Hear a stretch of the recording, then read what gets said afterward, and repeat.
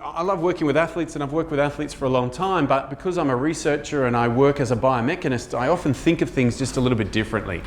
So where Gish has taken you and done a lot of the really applied work that he's so excellent at, I thought maybe the opportunity that I have here is to look at things from a slightly different perspective.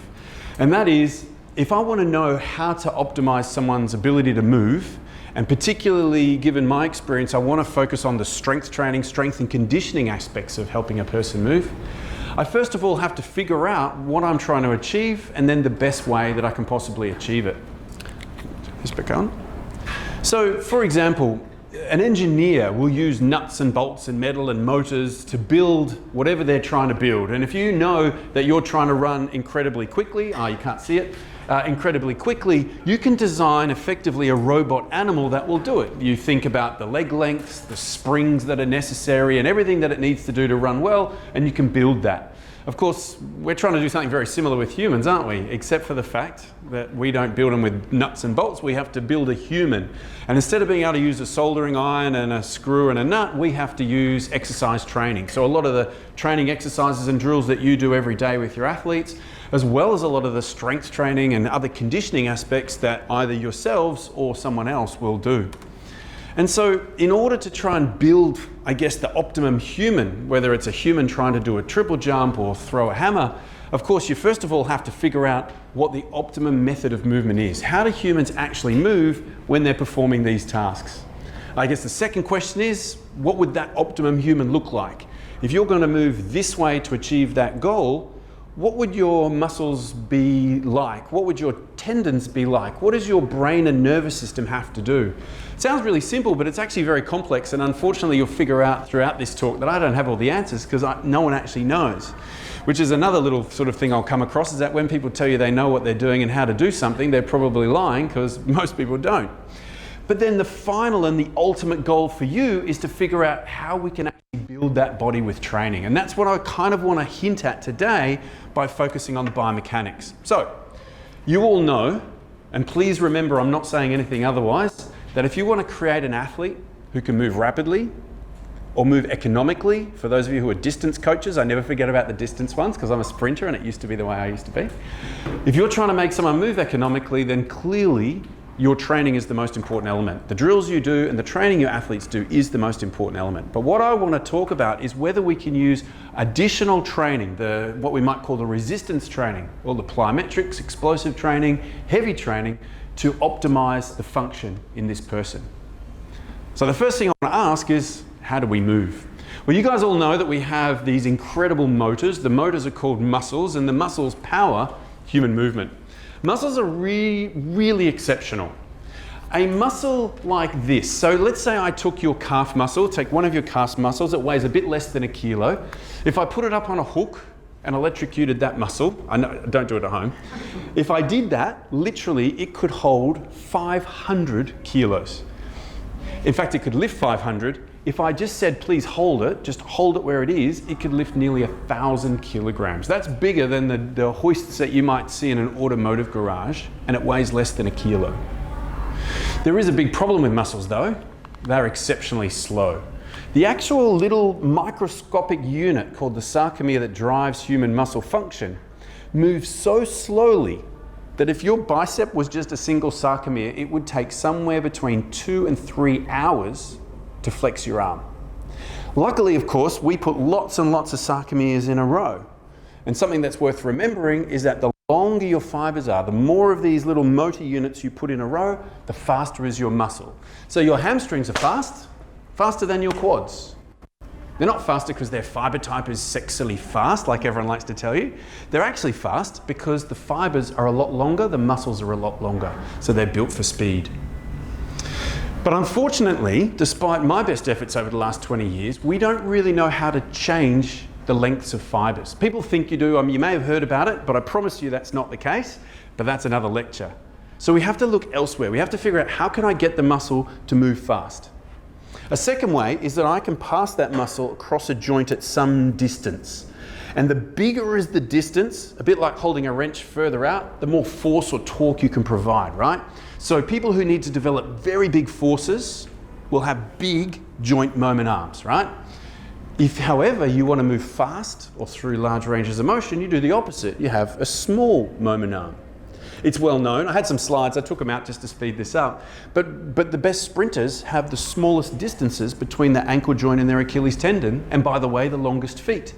So from a talent ID perspective, you can start to look at how we might take humans who are built for different things. In distance runners, it's a bit bigger. But again, I can't change your moment arm. I can't fix that, and therefore it's not really something that we want to focus on. So then we're left with trying to rebuild the muscle in other ways or change the way we activate that muscle. We need to get around the idea that they're slow. And just to harp on this point one little bit more, and it's another excuse to get Jonathan Edwards in, although looks like it's not functioning very well, not sure why that is. It worked, of course, every other time. Is that if you take all of the muscles of the gluteals, the quads, the calf muscles, all the propulsive muscles that you use during a vertical jump, and you estimate the power output. We can pretty much give a figure for 1 kilo of muscle can develop this much power, and you estimate the maximum power a human could possibly develop if all of their fibers were fast twitch fibers. And then we get an athlete to do a vertical jump and we measure the power output on the force platform. That power output is double what the muscle can possibly provide. So 50% of the power you provide during just a vertical jump is coming from somewhere that we don't really know. In fact, muscles are so slow and so poor at developing power that when we do anything really, really fast, our muscles cannot produce force at these speeds. Because the faster I move a muscle, shorten a muscle, the weaker it is, the less force it provides. That's why you can lift something really heavy slowly, but you can't lift heavy things fast. It's called the force-velocity relationship. And if you follow it right to its end point, where force is 0, that shortening speed of muscle is still too slow to do this. So when we talk about how do we build muscles, muscles are the motors, we need power, I mean muscle power, clearly we're not right, because half of it is missing from the muscle. So the question then becomes, how is it that we're actually doing high-speed movements if our muscles are not capable of doing that for us?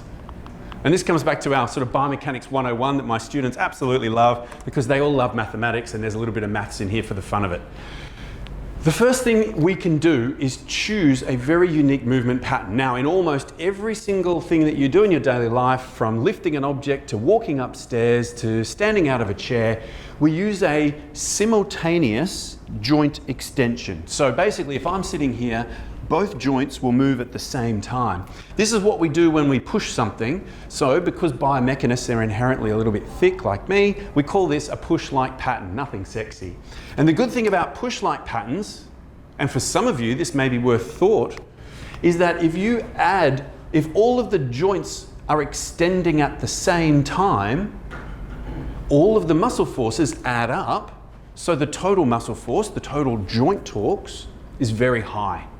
So if you want to lift something heavy, you use a push-like movement pattern where all of your joints extend simultaneously. So if you've got a little kid and the shot is very, very heavy, it's okay to use a push where everything moves at the same time. So if you want force, you push. Actually, it's not as useful to you, but just about a bit of fun, push-like patterns are also accurate. That's why in darts we use a push, simultaneous joint extension, and we use that in a lot of sports as well. The problem with most daily activities where we have simultaneous joint extensions, this push-like movement pattern, is that we are highly limited by the speed of muscle, and muscles are crap. So we have to come up with a new way to move. Of course, you already know how we might change what we do in the gym from push-like stuff to another movement pattern.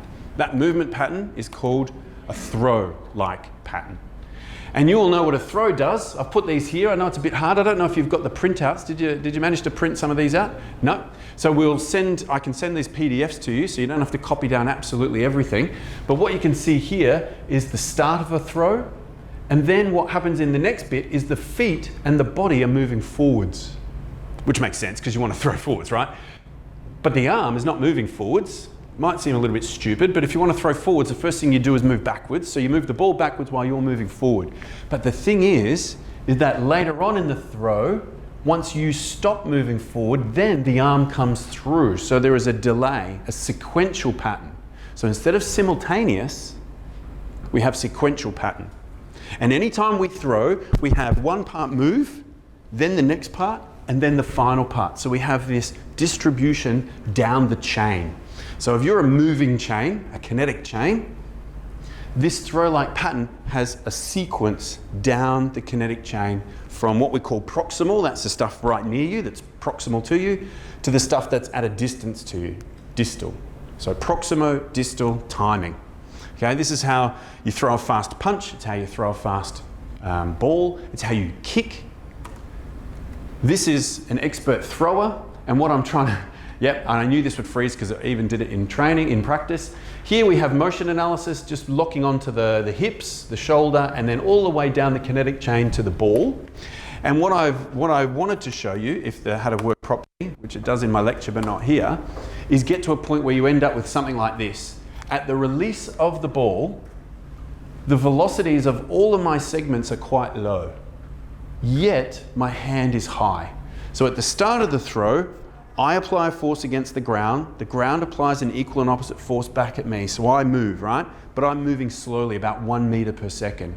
But then I block. And so then my upper arm comes through, and my upper arm might reach 6 meters per second. But then it stops. And now this part comes through. This part might reach 15 or 18 meters per second. By the time I released the ball, in this image it got to about 22, but of course that was a slow throw. You can of course throw at something like 40 meters per second. So there's people out there throwing at 160 kilometers an hour, despite the fact that our muscles are exceptionally slow. And the reason they can do it is that they've used this throw-like movement pattern. Anytime you want to move fast, you use a throw, not a push.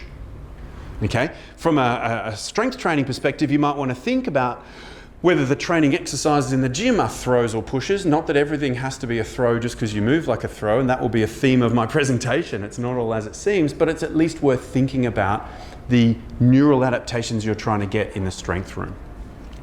Right, so there's two reasons why the throw is really good. What I call the textbook reason, because you see it in every biomechanics text, and then maybe the real reason, which you don't really see, but is most important to this presentation.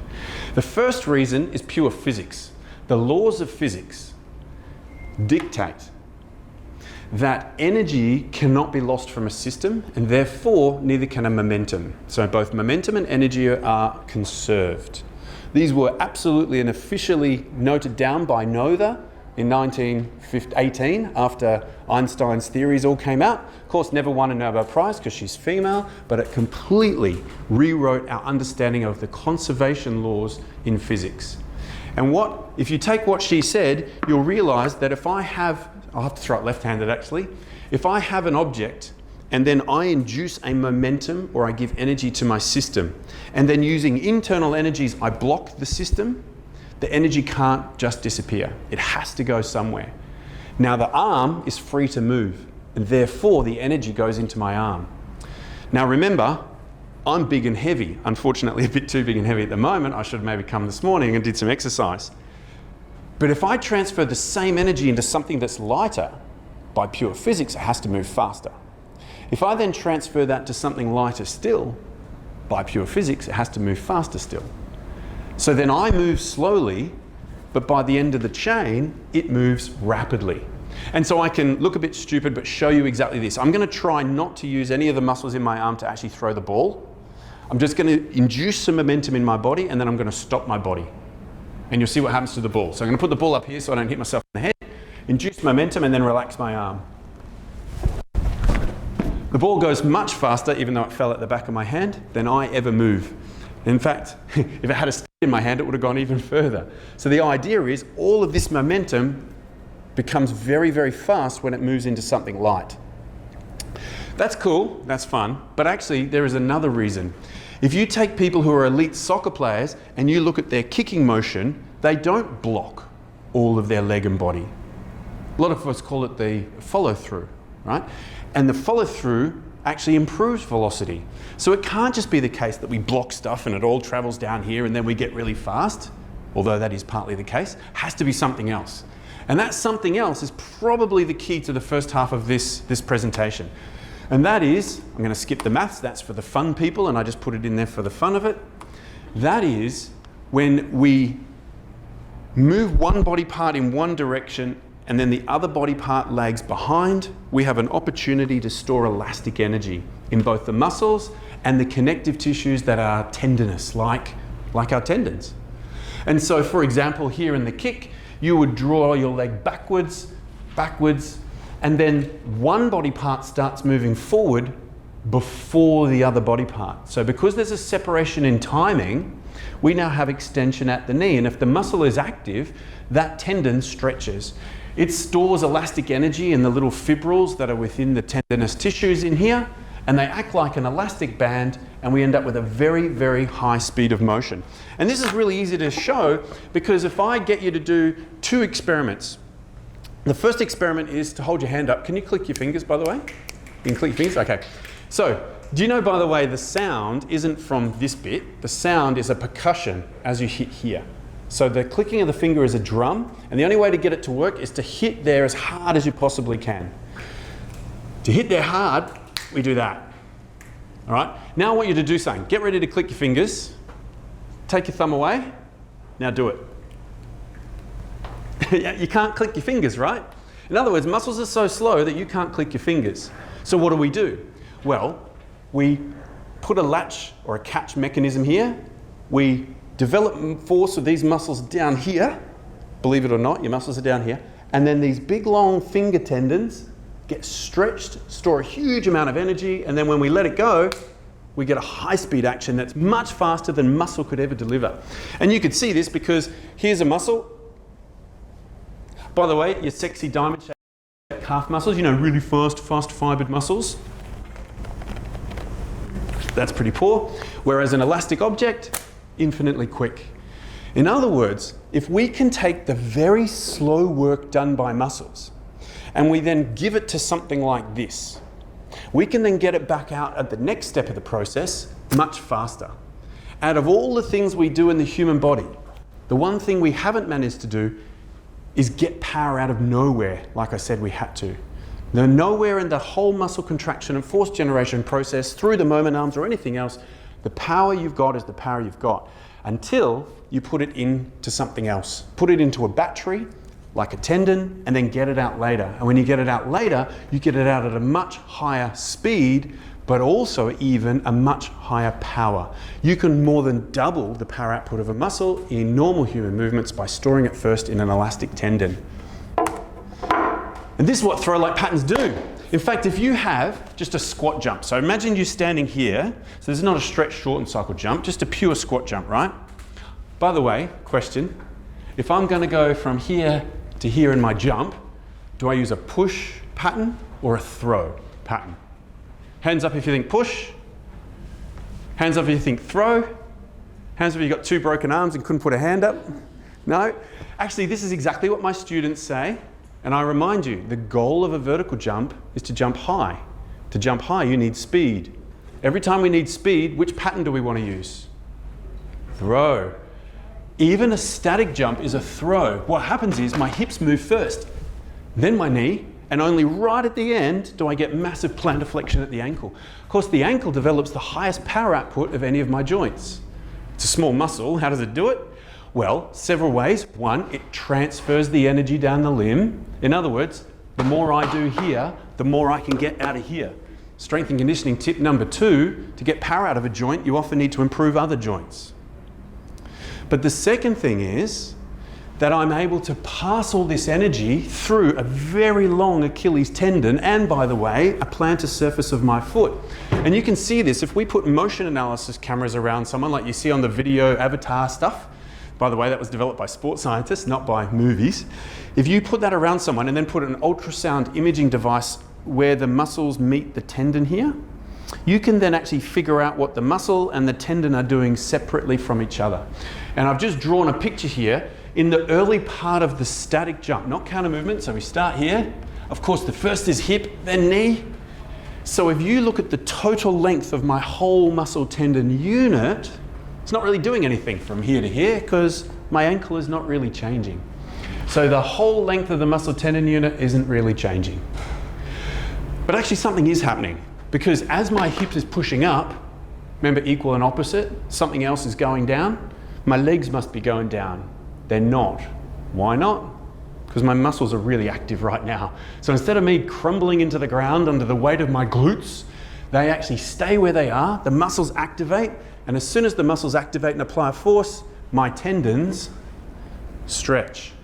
So that's what's happening here.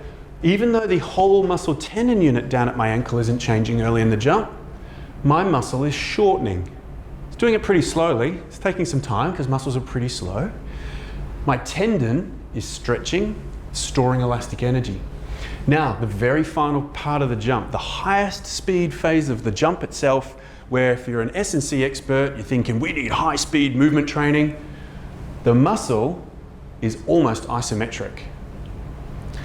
The speed of this is almost exclusively from the recoil of the tendinous tissue, and the slope of this line, which is the speed of it, is more than twice the speed the muscle ever got to, the slope of that line.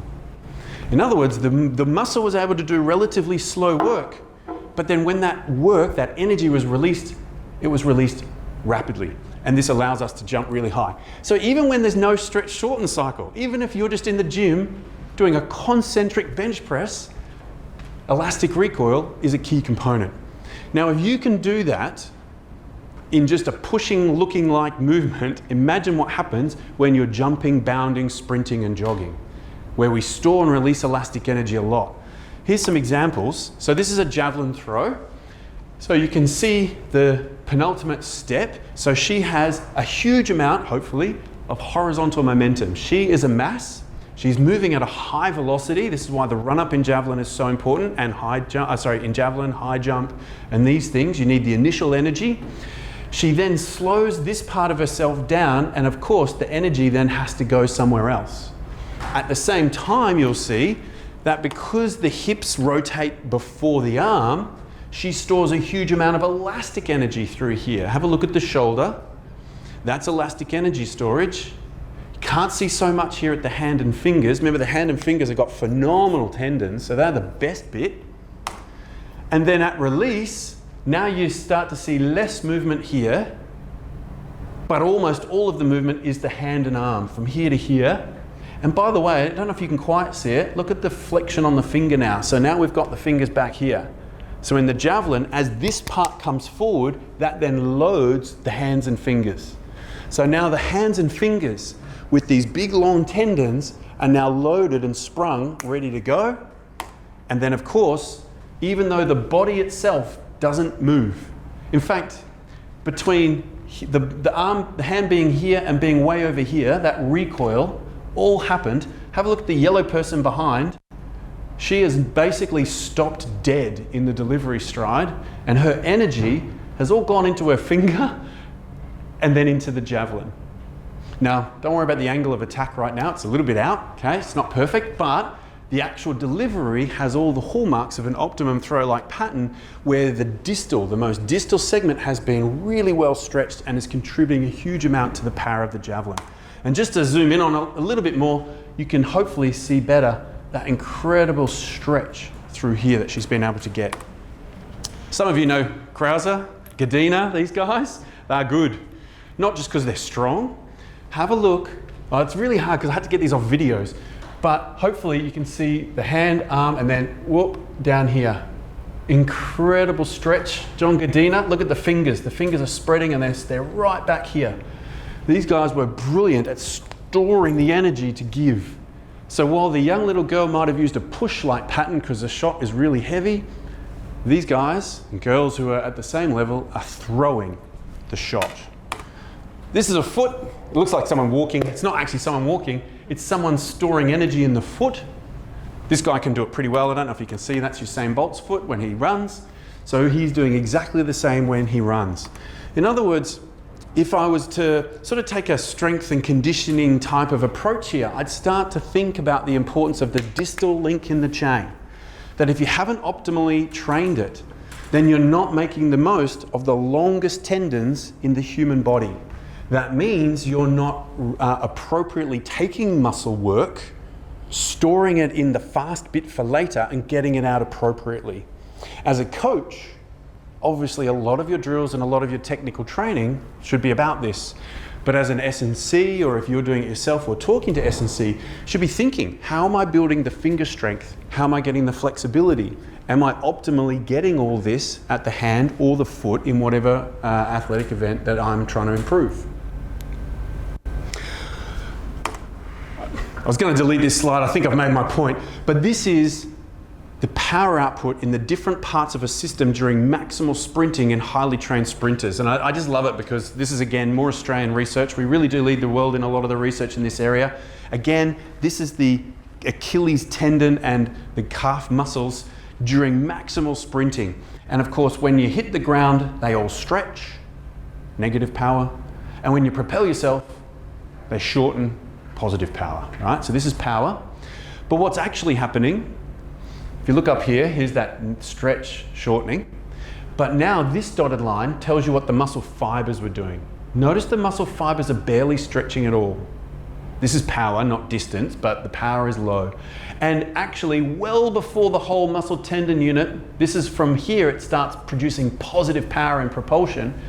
Well before that, the muscle is already producing its positive power.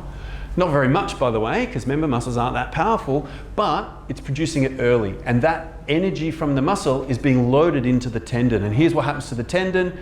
Big negative power as it stretches, big positive power, and just a little bit of extra power coming from the muscle gives you the total power. You can see here the muscle never beats about 30% of the power output in that joint. So 60 or 70% of the power output at the ankle in top speed running is coming from the recoil of tendons. By the way, for those of you who do coach in the longer events, you can see Gebre Selassie here. Well, it's reasonably good. You can see that his leg acts like a spring. You can see that the foot compresses, flexes, the toes flex, and then he gets a recoil off. He compresses the spring using the landing, so actually landing is really important. You land and compress the spring, and by the time his leg, which is a spring, wants to recoil, he's passed over it. So when it naturally recoils, it recoils backwards and helps to propel him forwards. And in fact, this springiness is so important that more than half the energy of jogging, running, comes from the storage and release of elastic energy. And in fact, almost all of that comes from the foot and the Achilles tendon. So if your foot is not functioning properly or your shoe is affecting foot function, you're probably losing anything up to 17% of this energy. And of course, the new vapor flies and everything else, they always go on about the carbon fiber, everything else, which is something I remember thinking about when I was 10. Why don't they put a bread and butter knife in a shoe because they're really bouncy?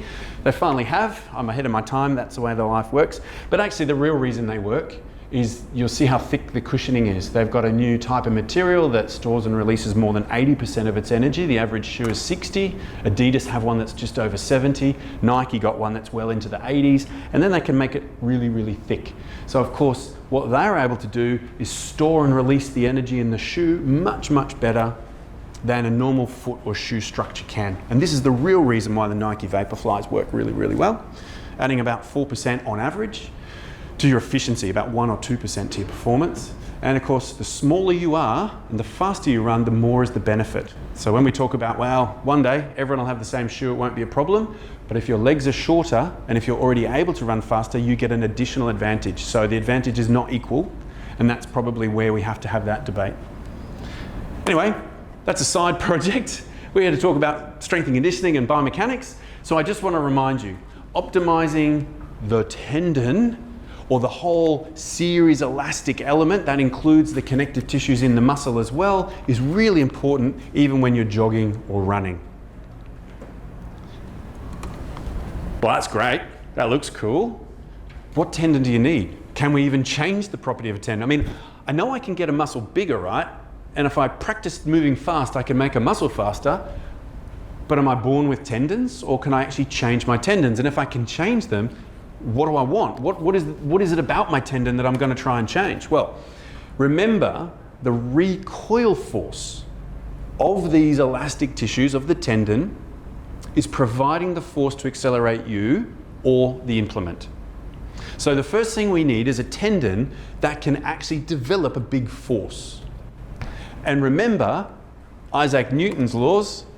If you have a big force, you can get the big acceleration of your mass. So in the 1600s, we kind of knew the answer. Actually, you know, a lot of what Isaac Newton came up with, there are historians who believe that he really stole a lot of his ideas, or at least came up with them with a lot of collusion and a lot of debate with another guy called Robert Hooke. Robert Hooke did keep one to himself, and that was the elastic forces within, the forces within elastic tissues. So he came up with the law that the recoil force, that's why there's a negative sign here, the recoil force of any spring or elastic material has something to do with how stiff it is. That is, if you have to apply a really big force to stretch it, it's stiff. And how far you can stretch it. Because everything gets stiffer as you stretch. So this is easy, but this is much harder. Yeah? This is easy, that much harder, right? So it's global stiffness plus how far you've managed to stretch it. And if you can have something that's really stiff and yet you can still actually stretch it, you end up with the biggest recoil force that can then propel you or your implement. So theoretically, as long as you've actually got the ability to develop the force, so if you've got the muscles to do it, relatively then, you would want stiffer tendons than the average person for the propulsive areas of your body.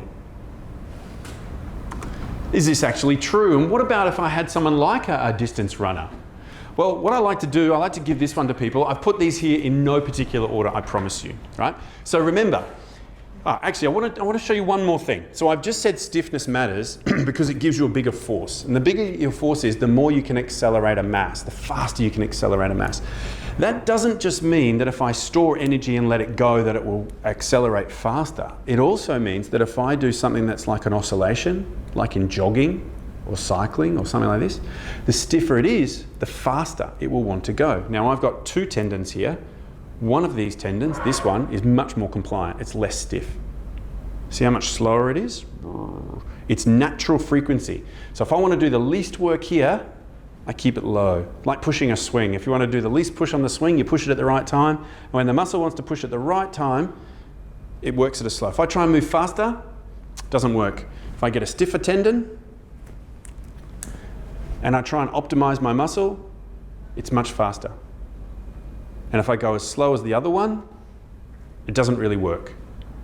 So the stiffer I am, the faster is the natural frequency I prefer to move at.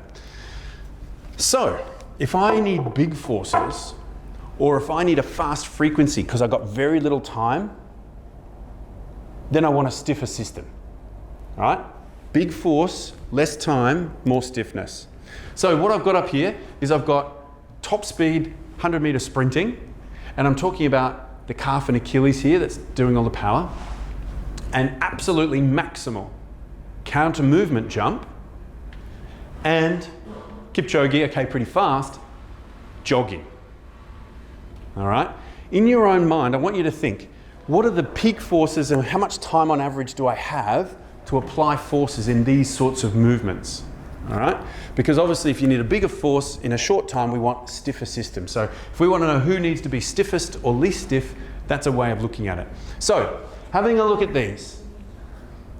Hands up if you think that the stiffest or the biggest force in the least time is produced in maximal sprinting. No one. Are you just scared because you think you might be wrong? It's not a trick question, by the way. Okay, maximal counter movement jumping. Excellent. Jogging. Jogging, pff, it's not power at all, is it? Right, of course. Okay, that's really interesting. So, the peak vertical ground reaction force in top speed sprinting can be over 2,000 newtons. Your body weight for a female sprinter would already be 600 newtons, and for a male could be 800 newtons already. But this is somewhere between 2.5 times their body weight in force. And of course, an elite sprinter would be around about 0.1 of a second, a tenth of a second on the ground, give or take a few hundredths. Maximal counter movement jumping, actually a little bit less force. Here's the thing, in a counter movement, you start producing force about here. And you're going down, down, down, and you have to get all the way up to here. And even if you're really good, it still takes 0.4 of a second. Relatively very slow. Jogging, right? The peak ground reaction force can be around 1800 newtons, the same as the vertical jump, believe it or not. That's the peak force, and yet the ground contact time in runners is usually somewhere between about 0.18 and 0.25, somewhere around here. So just actually by doing the biomechanical assessments, instead of guessing, we might figure that this person here needs to be the stiffest. We might figure that this person here should be the second stiffest, and that these people should be relatively quite compliant, relatively less stiff. Oh, by the way, it's even more crazy than this, because remember, one leg, 2 legs. So each leg, 900 newtons, and you got 0.4 of a second. Yeah? I just wanted some bit of clarification on the three, because the word Kipchoge, it's the jogging, which you call it jogging. I call it jogging deliberately to fool you, yeah. Yeah, not in that. I'm sprinting at his pace, yeah. But the three of them have different tempos, different frequency, with a different frequency of Kipchoge, and could be again the same with the jumping. Mm-hmm. Some just trying to get it. From the figure of the sprinter, the muscles, those are the big muscles that we've been talking about. Then with the long distance, which is Kipchoge, that is small ones which I've been trying to. So how, because I'm trying to look at the length with the jogging or the Kipchoge side, the length and frequency is completely different from... Exactly right. And that's why the forces and the time they've got to develop force is different. So Kipchoge has also a longer time in flight between each step. So he still needs an impulse on the ground, but then when he lands, because he's moving slower, because he's running slower, if you land on the ground and you're simply moving over your foot slower, it will be on the ground longer. A lot of people for decades have said, oh, the fastest sprinters have got short contact times. You need a fast contact time. Actually, it's the other way around. You have a short contact time because you're running fast. Don't get me wrong, if you overstride or you have, rear mechanics, and all that, there are lots of technical issues that also prolong it that aren't good. But typically, if you're running at 10 meters a second, your contact time has to be short because you're over your foot. Yeah? But you still need to get in the air to the next step. So you need to provide a big vertical force to get you into the next step, and you've only got a small time to do it. Whereas a distance runner is moving slower. So they're on the ground for longer. They still need a fair bit of impulse to propel them to the next step. But because they've got more time to do it, they don't need a really, really big force to do it. Vertical jumping is a very large range of motion. So you've got a long time to develop your impulse. So your peak force can be a lot lower, but you spread it over a long time, develop a big impulse, and you can still jump high. Ultimately, the counter movement jump is one of the slowest human movements that we do. Even doing a cycle test is faster than that.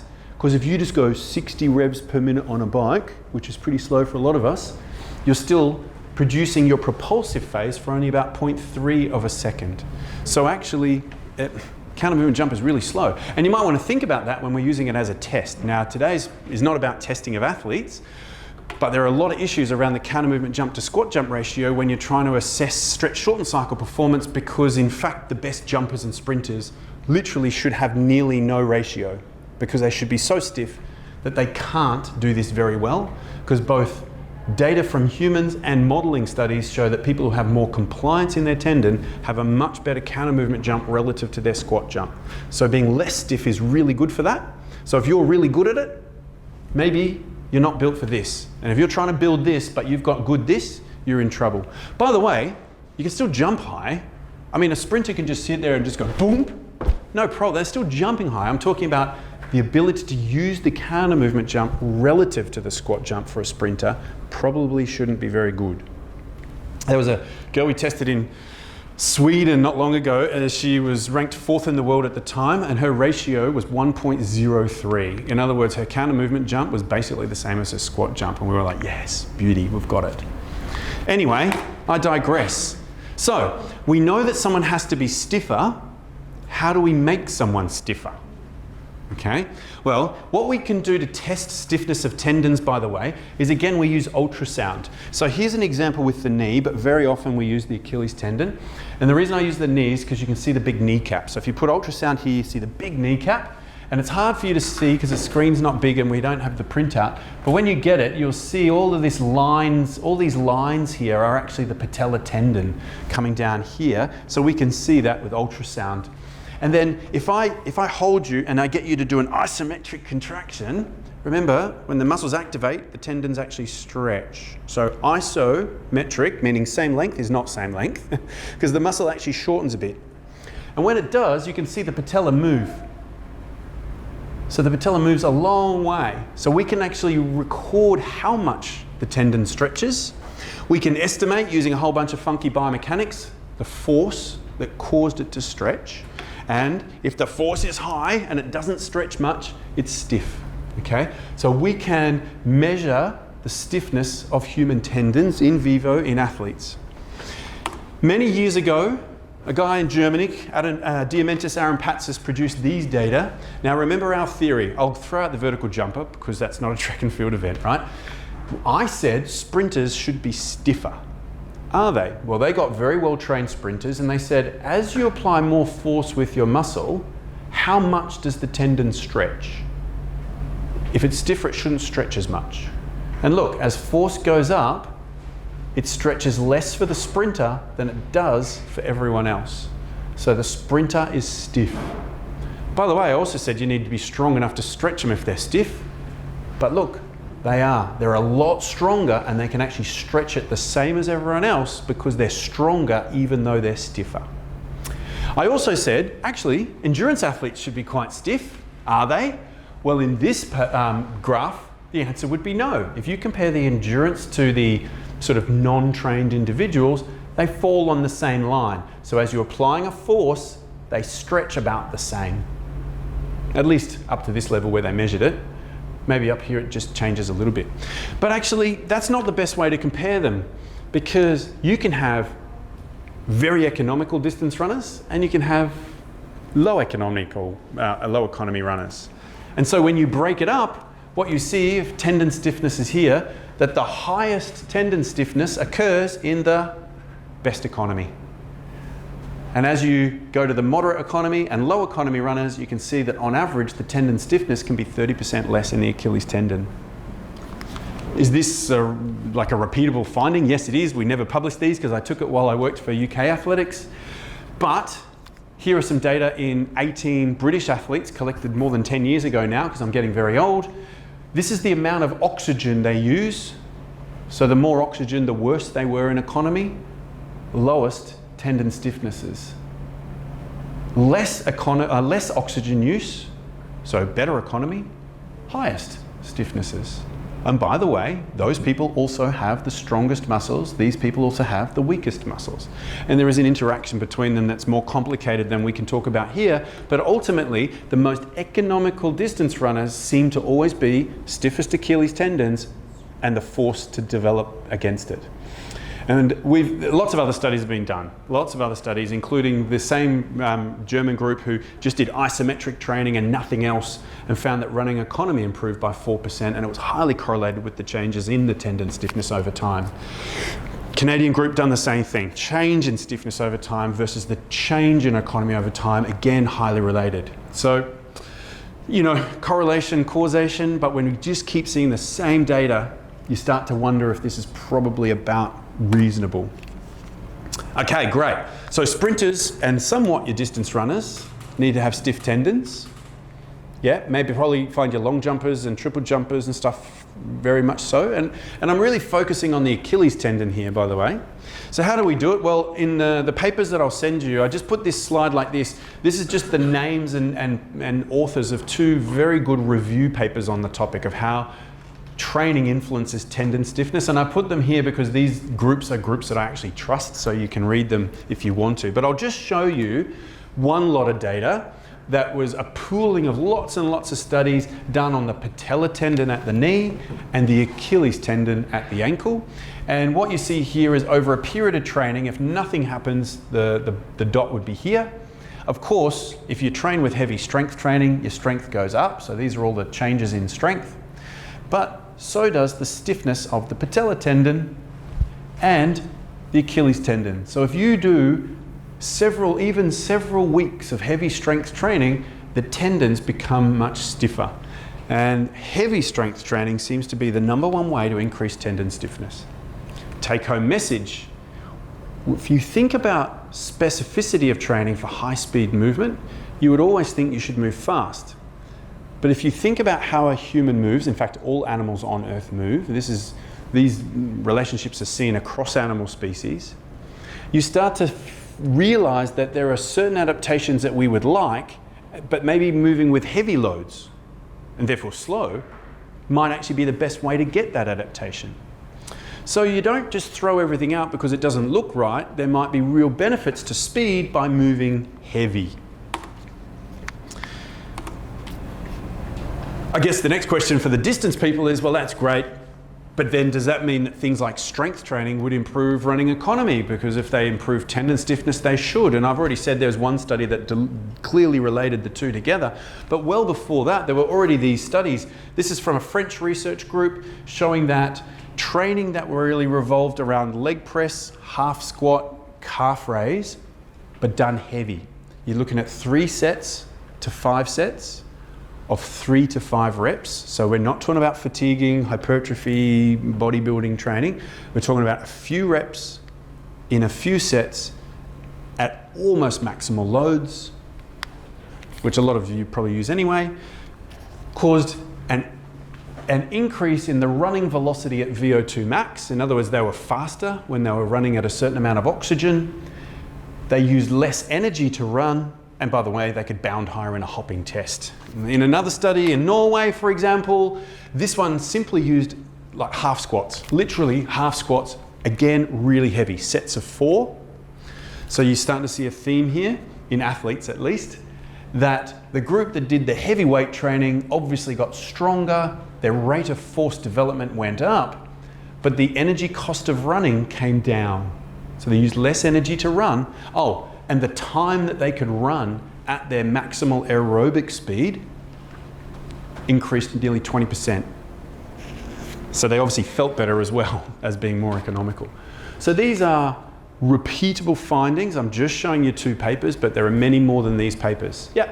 What were those? I've got squats. What were the other 2 exercises? So in the first one, they did quite a plethora of exercises. They used a leg press, a half squat, a calf raise. I gave myself a note here. What were they? Oh no, that's basically it. That was for a couple of months. They did a couple of mesocycles, 14 weeks this one was. This one was much shorter. I think it was only 8 weeks, and they only used a half squat.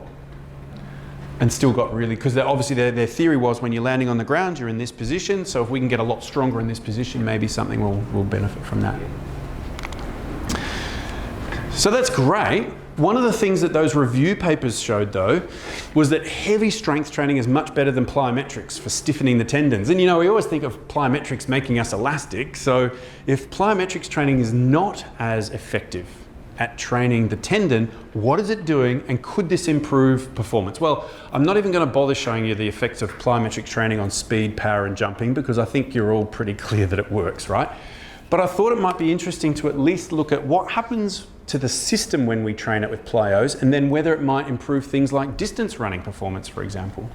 I love this study. This was done in Japan, and this is one of the studies. There's about 4 studies out of maybe 10 that have been done with plyos that did find an increase in tendon stiffness, right? And they think they found the increase in tendon stiffness probably because they were doing quite intense drop jump plyos rather than, you know, little bounces and hops and all that other stuff like in some studies. And they did it for a couple of months, and then their test was a drop jump. So they had to bounce as fast and as hard as they possibly could, and they had all the motion analysis, and they had the ultrasound imaging to look at tendons and muscles and everything else. And this is what they found. Before training, here's just an example. The ankle joint has to do this hard, because remember, the ankle joint is the highest power output of any jump. Before training, when they landed, the ankle kind of flexed quickly, but took a long time to extend. This asymmetry means they're not behaving like an elastic object. A bouncing ball, for example, would have perfect symmetry. After training, symmetry, a bouncing ball. In other words, by doing the plyometric training, their neuromuscular system was able to then use a strategy that was more like a bouncing ball. That was associated with the peak velocities of the ankle being higher, but more importantly, remember the tendon got stiffer, and to stretch a stiffer tendon you need more force. Before, you see that they land quite rapidly, but they have this period where they can't develop much force, probably neural inhibition, not doing very well, and then they have to use muscle work, a very slow propulsion out of it. But after training, they land, they develop much greater peak force, and then they're off it quicker. And again, much better symmetry. This symmetry in a drop jump is a really good way to look at whether someone is capable of moving in an elastic manner. Well, that's great. We've got bigger forces. We've got better ankle extension. What caused it? Is it because the muscles were now trained so well that they could develop more power? Well, here's what happened to the actual fascicles or fibers within the muscles. Before training, just as you land, believe it or not, the fibers just shorten a little bit because they're not very, they sort of start getting active. So they just shorten a bit. But mostly the fibers, the muscles stretch and then they shorten. Sounds reasonable, right? It's a stretch shortening cycle. Actually, the best stretch shortening cycles don't have muscle stretch. The best stretch shortened cycles have the muscle operating almost isometrically. And after training, the muscle just shortens on impact as we expect, just to take up slack in the system. And then look, almost no length change for the entire drop jump. No stretch of the muscle at all. And then just at the end, it does a little bit more work to help propel you. In other words, the improvement with plyometric training didn't come because the muscle developed more power. It came because the muscle was able to hold isometrically rather than yielding and losing energy. And that means you can produce a much bigger force. So if we got better power output and the muscle didn't give it, what gave it? Well, here's the tendon stretch and slower recoil because it's less stiff and it was less stretched. Remember, the recoil force is stiffness and how far you stretch it. Whereas because we had a much bigger force and a stiffer tendon, the tendon stretched just a little bit further after training. And again, more symmetry. And the slope of this line, the recoil speed is the slope of the line. Notice that the line is a lot steeper. So now you have a tendon that's recoiling at a much higher power output than before training, probably partly because it's simply stiffer, but partly because the muscle was able to hold. It didn't lose all the energy by stretching. This was caused by a change also in the way the brain activated. Notice before training, when they land on the ground, there's this little silent period here. This is an inhibition in the nervous system that tries to stop, well, we believe to stop injury. You know when you drop and you go, and then you try and produce more force? Notice after training, no inhibition. So the nervous system has altered, the way the muscle function has altered, and therefore the tendon altered. And all of this shows us the complexity of how we adapt to exercise, but maybe it's a bit different to what we think. It's not about the muscle becoming more powerful. It's often about the muscle being able to hold without yielding under pressure, without losing energy from the system. This is cool, but does it help things like running fast? Yes, it does. Again, I'm not going to bother with all the speed stuff. You guys know that to move fast, we do plyometrics training in a non-fatigue state. Distance running though, this is data from the AIS, by the way. Philo Saunders with the team, published back in 2006. It was captured many years before that, but they didn't want to publish it, of course. Plyometrics training in AIS athletes and a few top athletes around Canberra, so very highly trained athletes. After plyometrics training, I think I wrote some notes here. Yeah, mostly ankle jumps and hurdle hops and hurdle jumps, one-legged bounding and that sort of stuff. Pretty standard stuff, done 3 times a week in brief sessions, in addition to the normal training. So they didn't reduce the training to do it, they just slowly added it on. Notice when you're running at slow speeds, like 14 kilometers an hour, the energy cost of running is about the same. But as you go faster and faster, there's less and less energy cost if you've done the plyometrics training, and if you haven't, you see a bit of variability, but you don't see an actual change overall.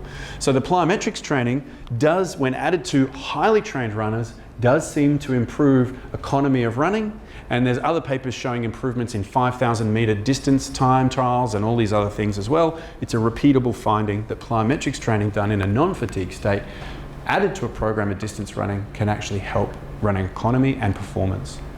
What's the age of the research people that they're doing? Are they all... This study was between 18 and 32 because they were all AIS scholarship holders, except for a few local Canberran athletes who were really high level, but not AIS.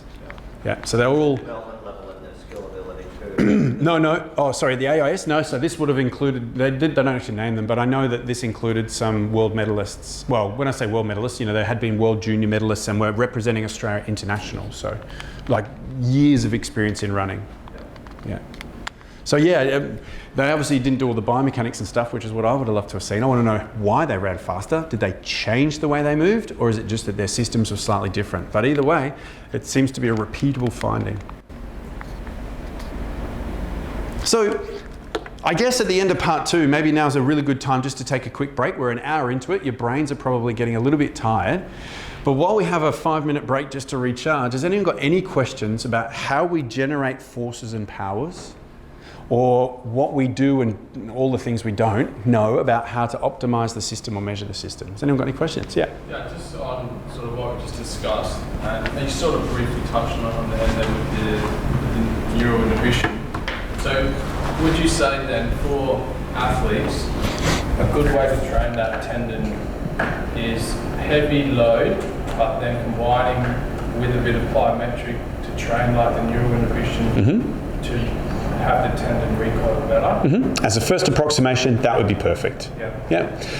I'm going to show you some more data in the next section about what the muscle has to do and what happens when we train muscles. And so what you'll do is you'll take that idea that we need to do some really heavy strength training to set the system up. Then you need to do some actual plyometrics training to get the neuromuscular coordination to use it, absolutely. And we'll add a bit more about the muscle, and that will allow you to then think about individual groups even within an individual athlete and how you might bias your training. But for now, I think you've pretty much hit the nail on the head. And just on that, because obviously a lot of people, you know, coaching juniors, you know, when you're speaking about like a heavy load, I mean, for, you know, someone who's never, you know, like some of the stuff we touched on before, like don't even know how to do a squat, for example, you know, we're trying to build that. How do we? I don't. It's probably, you know, but can you start still young with the heavy loading, or you can start strength training young for sure, and Geesh will be the biggest one on that. Have a look at his son, right? But what you're trying to do at the young age is set the athlete up for future, right? So you're not here to go, right, by next year I want you to win the under 12 national title and you need heavy weight training, right? So of course there's a lot of technique to learn. Actually, kids are very resilient. They deal with heavy weight training really well. Would I be doing, you know, sets of 4 at maximum? No. I'd be teaching them how to deadlift and squat. I'd be teaching them how to bench press, teaching them how to do maybe even one leg variations every once in a while.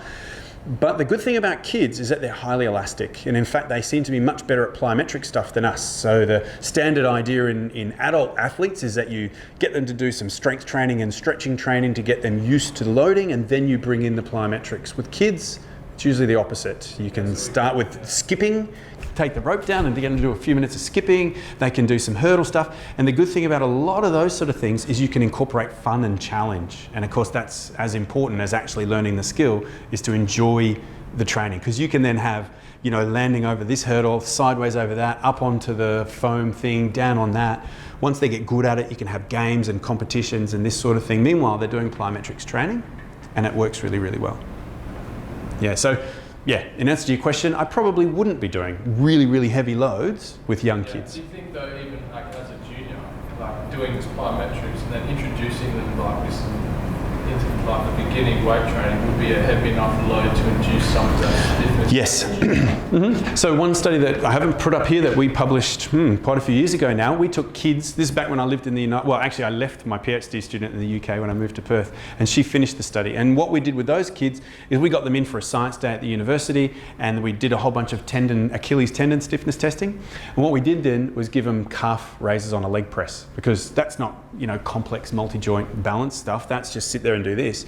And so we could go quite heavy. To be fair, we still just did sets of 10. So we wanted to keep it really standard for the scientific experiment.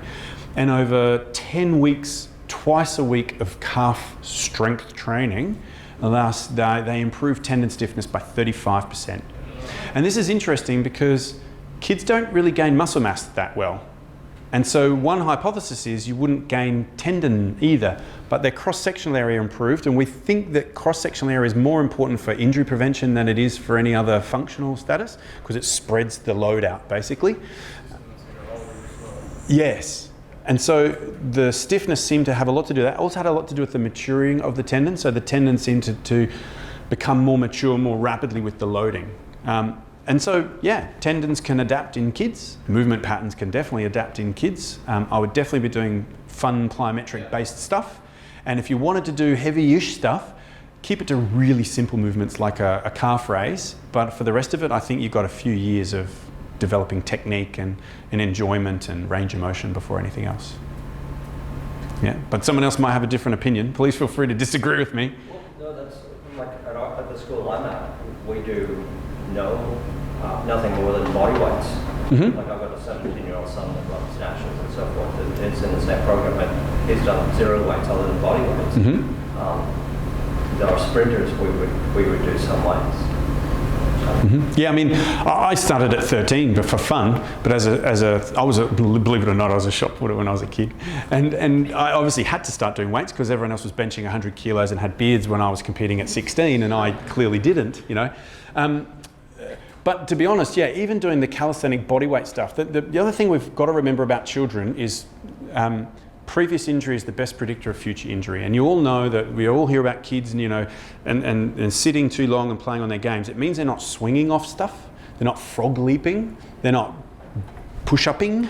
They're not doing basic movement patterns, which means a lot of their support structures and everything else are not being developed. So if they then come through and do all the hard training an athlete needs to do, they don't have what we oldies had, and therefore they're more likely to get injured or break down earlier. And so by doing calisthenic stuff, that can be a really good thing for a lot of these kids early, and particularly early in their career, to make sure all the stabilizers and other support muscles are actually functioning well and strong.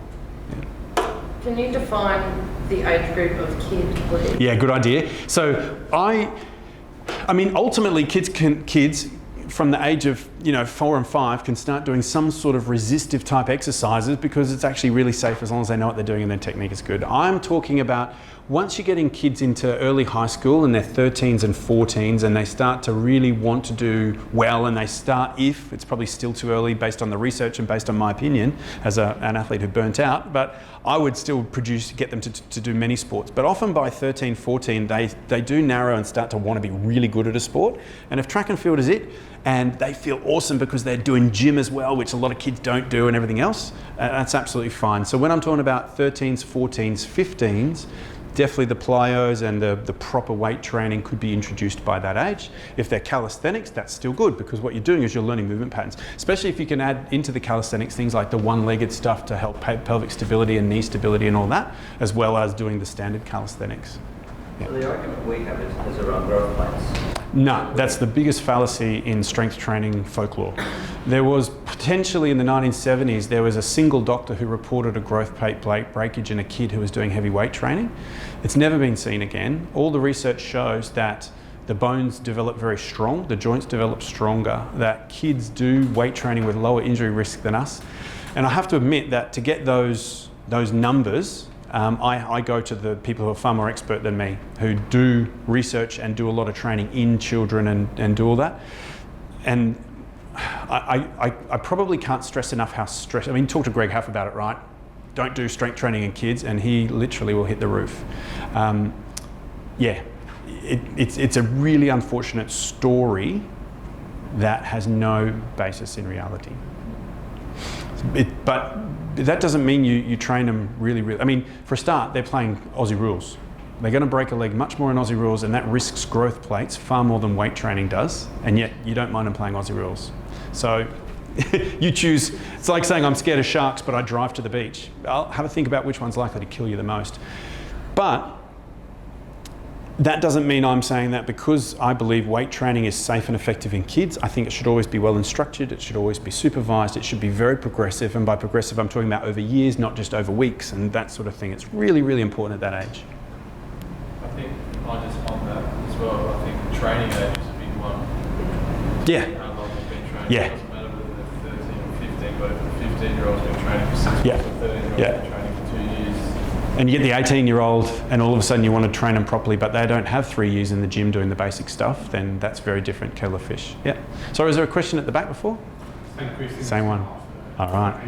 Well, I know we just talked a lot, but because we started a little bit late, I might just push on a little bit because the next bit really does relate to the last bit. I've got 5 sections. The last 2 sections, we can go as slow as we like. I think the first 3 sections are the real crux of what I wanted to get across to you. So let's get on with this one.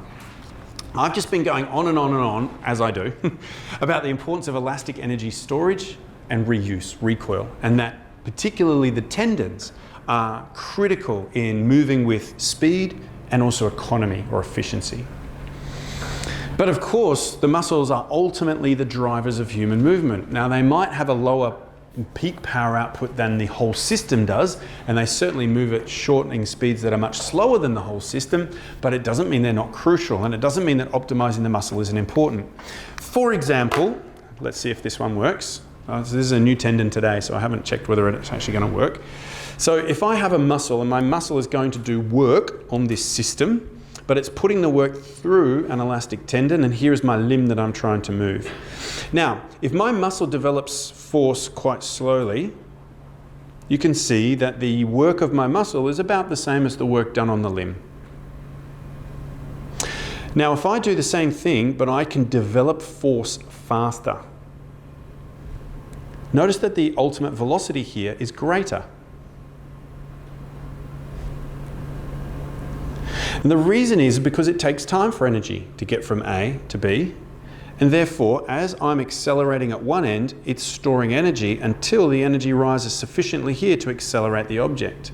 If I do this very slowly, there is still a time delay, but relative to the movement time, it's short.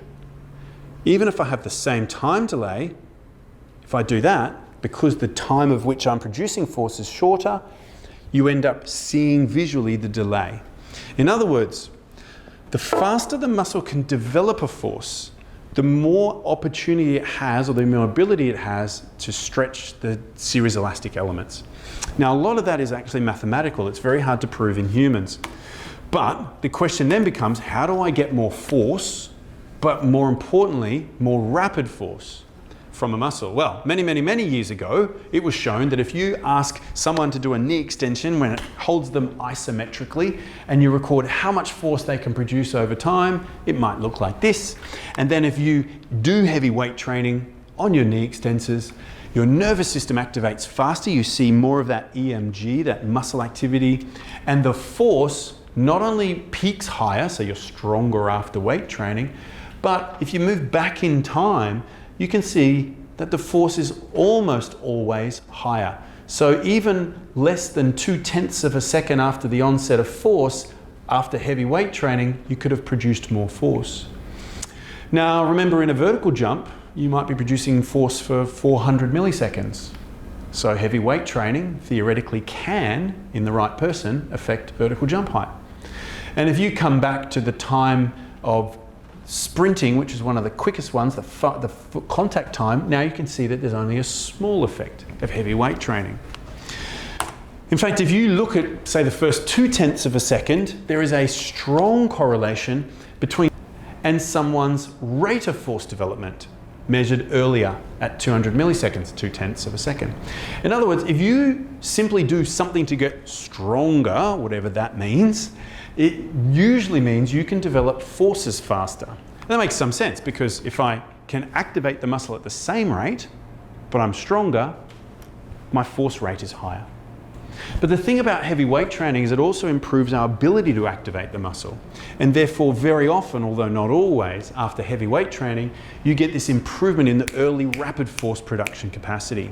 Some studies that we've just done shows that if you mimic the movement pattern closely in the strength training, you get a much better transfer effect, but it's not always necessary to do so.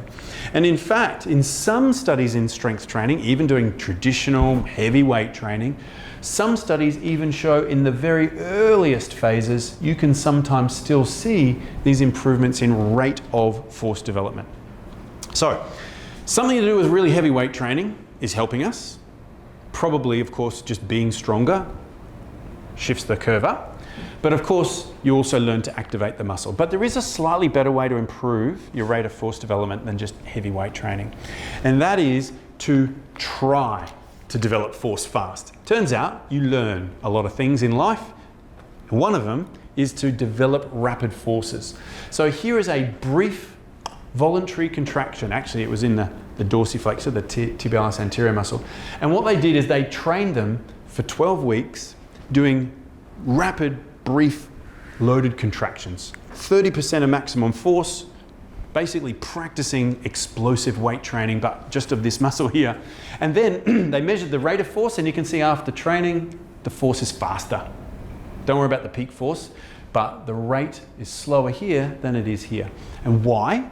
Well, they stuck wires into the muscle to record the electrical signals from single muscle fibers or single motor units, groups of fibers.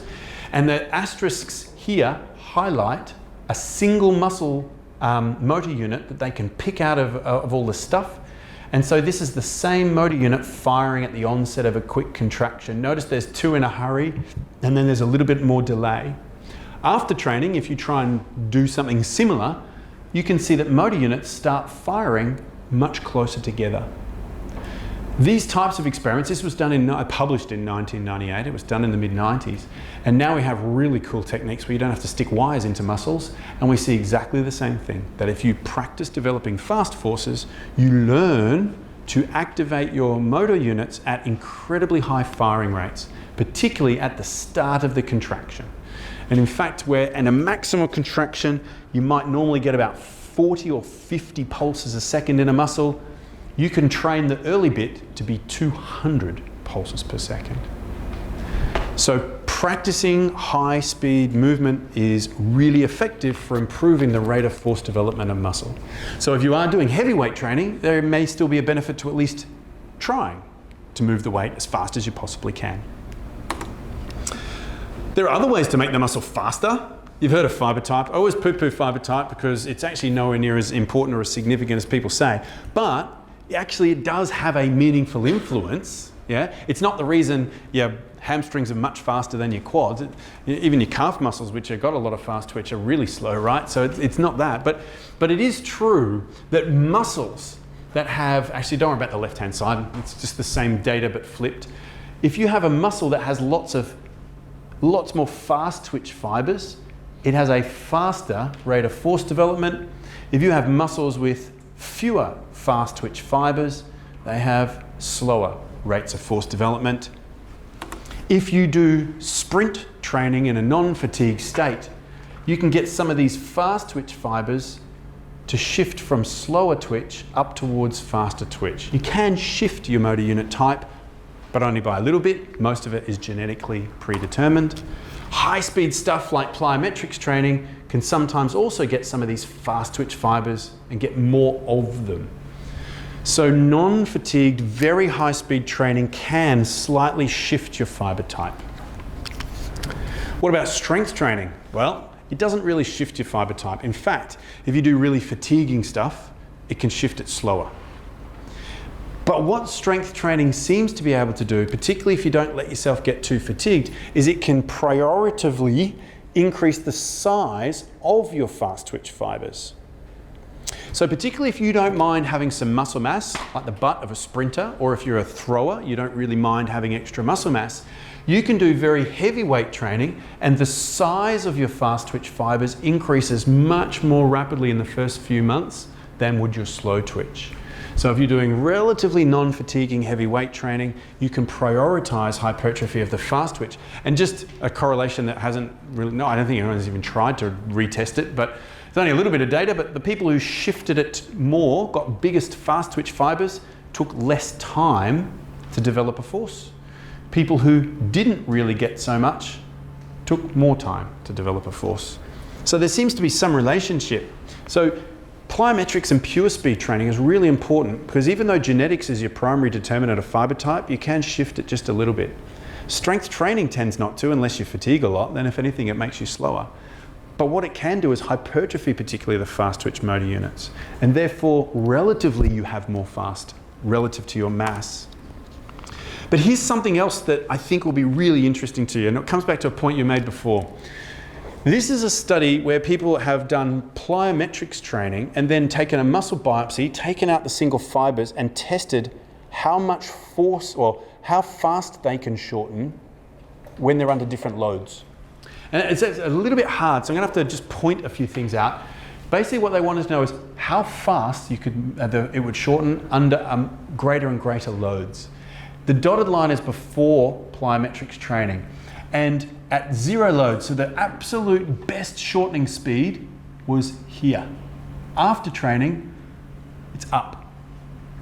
Force, the peak force didn't change much. You can't really see it, but actually these two all end at the same time, same point. And that's for your slow twitch fibers, but it's the same for the two different fast twitch. If they found fast twitch fibers and tested them, same thing. Improvement in velocity, no real improvement in the peak force of the fibers. Now this curve is power, force multiplied by velocity. Clearly power improved because velocity improved, right? So force and velocity are important, and velocity goes up, so does power. But notice at light loads, you can see quite a significant improvement down here in power. Of course, there's also improvement in power at heavy forces. I'm not saying plyometrics can only improve fiber power at light loads. It just happens to be very good at it. A different group previous to that had done this exact same experiment but with heavyweight training. And have a look what heavyweight training did to the speed and force of the fibers. Again, really hard for you to see. So I'm just going to point out the force was here before training, the force here after training. The velocity here before training, here after training. That's for slow twitch. The same thing happened with the different fiber types. Notice that power still went up, but it went up because force went up, not because velocity went up. And notice early on you see less improvement down in this region here. And if anything, the peak power shifts slightly towards heavier loads.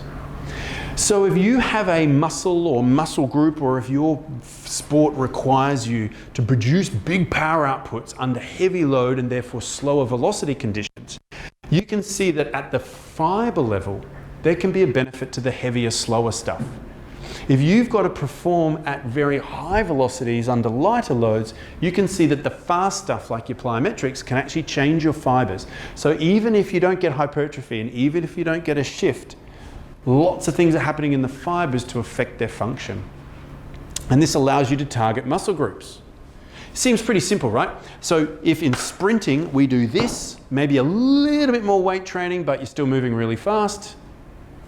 If you're a hammer thrower where you're in this power position and there's a huge load on the body, maybe you need more of the heavyweight training and less of, not none, but less of the plyometric, for example. But the complexity comes if you take someone like a triple jumper. So they're producing huge forces after landing from a much greater height than in other events.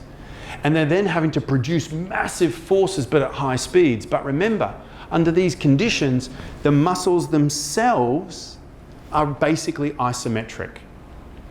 So remember, even though the big speed is coming from down here, if you're a triple jumper, there may be a benefit to the heavier stuff because that allows you to cope with bigger loads and still develop some power against them. And so we come to this idea that to optimize a human system, you can even go joint by joint and optimize each joint for a given outcome. That might not be what you do to the 10-year-old, but it's certainly what you can do to the 22-year-old. And I know, of course, because I was old enough to be around Jonathan Edwards' time, that one of the big things he changed to minimize injury and improve performance was his heavy weight training. Heavy weight training. He was a phenomenon. He could actually clean, 180. He only weighs, I don't know what it was, 72 kilos or something.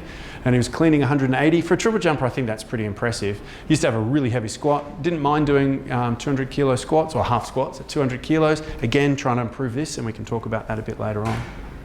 So we all know we have to move fast and move efficiently, but it is true that forms of heavy strength training could be used to optimize the contractile component in many ways. You also have to combine this with other stuff like speed and or plyometrics training, and you'll have to bias this depending on what the outcome is of your system. And this is where periodization and changes in programming and individualization of your programs becomes a real key. Okay. So, I've got a few other things I want to say, but again, in order to take a little bit of a break, does anyone have any questions at all? No. Do you want to stand up, have a walk around, take a drink of water? We can do that.